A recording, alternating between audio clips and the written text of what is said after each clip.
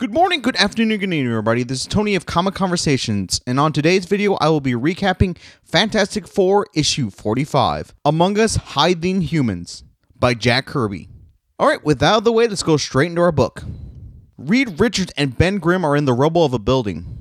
The mysterious Gorgon had collapsed it with his earth-shattering kick. Gorgon had his prize, Medusa, and Dragon Man had his, Reed Richards' bride, Susan. Johnny Storm, the Human Torch, was on the scene and helped out his fellow FF members out of the brick and steel. Johnny used Reed's stretching body to make him a sling to whip out Ben out of the rubble. With his fellow FF members out of the way, Johnny makes chase and hunts down the captor of his sister, Dragon Man. The giant monster isn't too hard to spot in the air. Sue assures Johnny that she's okay. Dragon Man can't hear her over the sound of his flapping wings. Dragon Man opens his mouth and launches a breath of fire at Johnny. Johnny barely dodges the blast. It's then that Johnny gets a bright idea, pun intended. He generates a near-nova amount of white light, causing himself to glow like a blazing sun.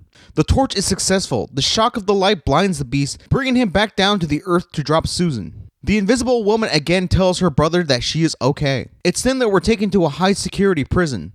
The inmates are mocking Sandman. Pound the door all he wants, he's not getting out. He's on the wrong size of a 12-inch block of plastic. The prison is specifically designed to keep the supervillain in. Sandman is not alone. He's there with his fellow Frightful Four-member, Trapster. Wizard is in the prison hospital after his battle with the Thing, and Medusa is who knows where, he says. Sandman notices a window in his cell. Maybe he can't punch through the plastic cell, but he can certainly punch through a glass window. Sandman pulls back and makes a giant rock fist with his sand powers and smashes the glass, but is greeted with a high-voltage electric shock, driving him back with a thunderous roar of rage. It's then that another pane of glass slides into place to replace the broken window.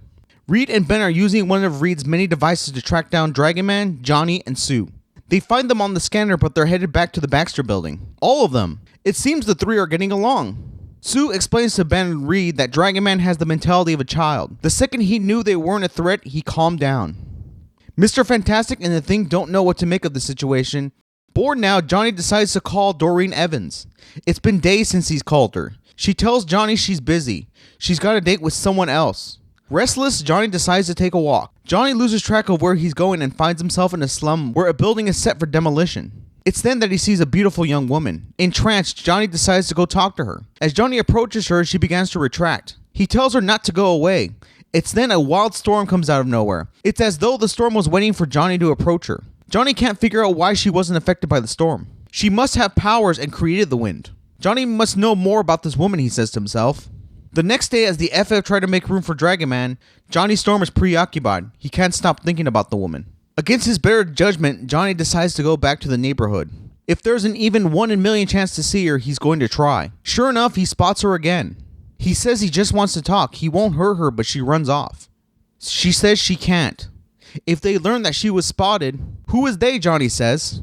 Johnny makes chase, but as he begins to do so, a pile of wood instantly burns into flames. Johnny activates his powers and flies to catch up with the young woman. You have powers too, she says? Then you must be one of us. Why didn't you say so before? The Torch decides to play along. Sure, I'm one of you. That's what I've been trying to tell you, he says. She introduces herself. Her name is Crystal. She would like to be friends. Johnny asks why she's in the slums alone. She says she's not alone. We're then introduced to Locke John, a giant dog with an antenna growing out of his head. Crystal says he follows her everywhere. He's almost as powerful and as wonderful as his master Black Bolt, she says. She tells Johnny she must go home now, as Lockjaw's antenna creates a secret entrance door. Crystal insists that Johnny meet her family. As Johnny sees the facility, Crystal says Black Bolt built this place for them to live in safety until the humans return to drive them away. Johnny tries to figure out who or what she is. She can't be immune, the X-Men would have found her by now. We're then introduced to Karnak. Crystal tells him to keep his voice down. He's concentrating. Karnak's ability is to find the weak spot in anything and destroy it. We see a demonstration of his powers. He destroys an entire block with one chop. Crystal introduces Johnny to Karnak. She says he too possesses a power. They shake hands, but Karnak quickly tosses Torch with ease. Karnak fears no one except for Black Bolt, he says. Johnny swears that Karnak didn't even move his arm. It's then that we're introduced to Gorgon and Medusa again.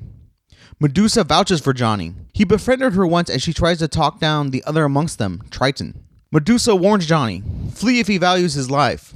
Karnak says Crystal was deceived. He is not one of us, he says. Gorgon says it doesn't matter, he won't be going anywhere as he stomps his foot to the ground. Before Johnny can even react, the impact of Gorgon's stomp hurls Johnny off his feet. Medusa tries to warn the others. He has the power of limitless flame, she says. You cannot stop him. The others are quick to call Medusa a deserter. They don't have to listen to her, as a glass wall rises out of nowhere, trapping Johnny. He's got to get out and warn the FF. The floor begins to flood. If the water touches him, he won't be able to flame on. Luckily, the ceiling wasn't fireproof and he was able to fly out of the trap. Torch flies through the sky and creates the iconic flaming fort to signal the location of Medusa's hideout. Johnny wouldn't use the fort unless it's an emergency. The rest of the FF spring into action. The FF fly to the location and reads experimental airjet cycle. Johnny tells them of Medusa and Gorgon's Inhuman race. Reed knew the two were related somehow. He warns them of Locke John and Black Bolt. It's then that the Inhumans get the drop on the Fantastic Four. The Inhuman Karnak throws a chunk of wall at the FF. Ben is able to smash the wall in time. Reed tells Ben and Johnny to calm down. They don't know who they're dealing with, he says. Ben says, what unknown factor? Johnny's already seen them all.